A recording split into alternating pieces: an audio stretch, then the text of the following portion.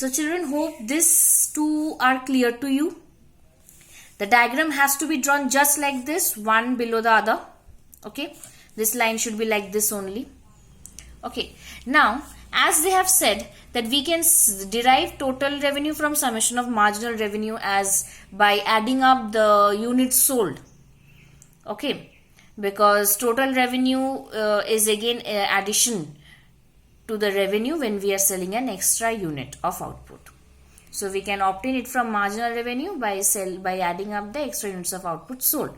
But total cost is never equal to summation of marginal cost. Why? Because total cost has got both fixed cost and variable cost. Like we said that marginal TVC is a summation of marginal cost. Why? Because that is variable cost. That will increase as we will increase the production. Marginal cost is what? Increase in a unit of production, the cost we incur. Means the cost of the variable factor. So it is an addition to the variable cost. So that is why TVC is a summation of MC. But summation of TC can never be a summation of MC because it includes fixed cost.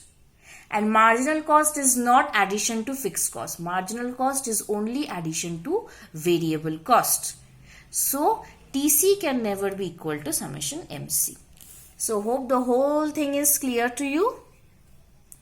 From tomorrow, from the next class, I will be giving some revision work on these chapters.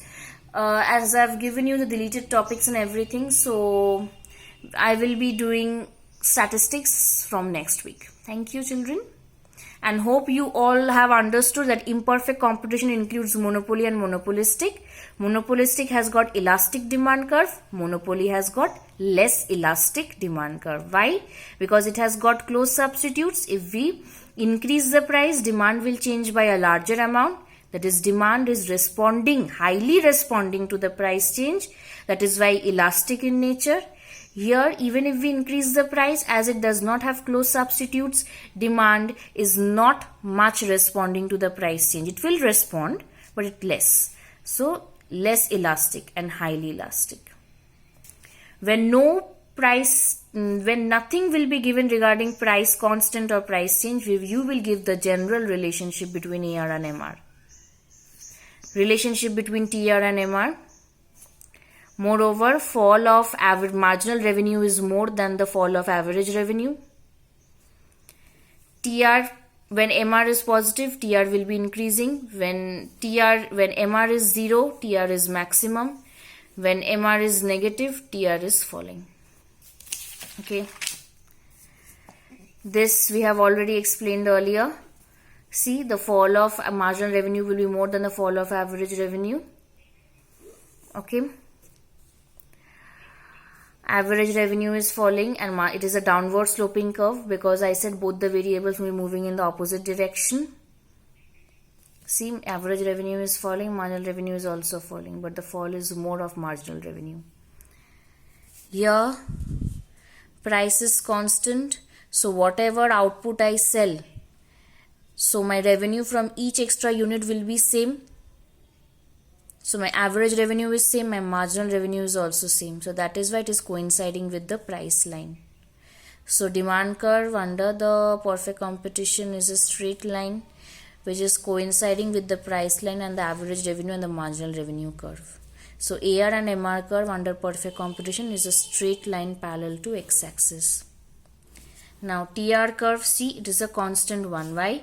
The total revenue is increasing at a constant rate. And it is starting from 0. Why? Because if I'm selling 0, my revenue will be also 0. That is, if my output is 0, my revenue will be 0.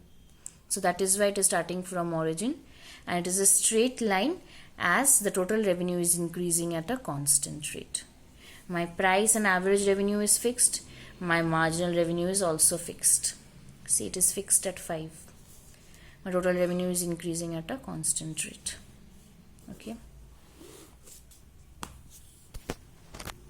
And the last is the relationship between the TR and the price line. So when my price is remaining constant at all levels of output, my average revenue and marginal revenue is also constant. Therefore, price line is the same as the MR curve.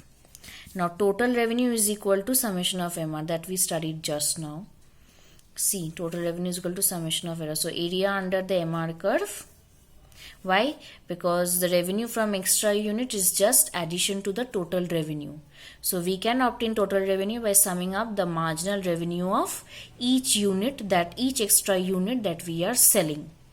So area under the MR curve, that is OP into OQ. Okay, so it is equal to the total revenue. Okay, hope it's all clear. From next week, after this week, I will be giving revision work on this chapter, on revenue chapter, and I will be giving some sums also, some calculative sums like the formula that we did, how to calculate total revenue, how to calculate average revenue. So some small calculation sums I will be giving, just go through it. And I will be giving some MCQ questions, solve it in your assignment copies, chapter wise clearly. I will be checking the assignment copies after the school reopens. Moreover, the graphs have to be drawn like this. Without labeling, no marks in the graphs. Okay? Thank you.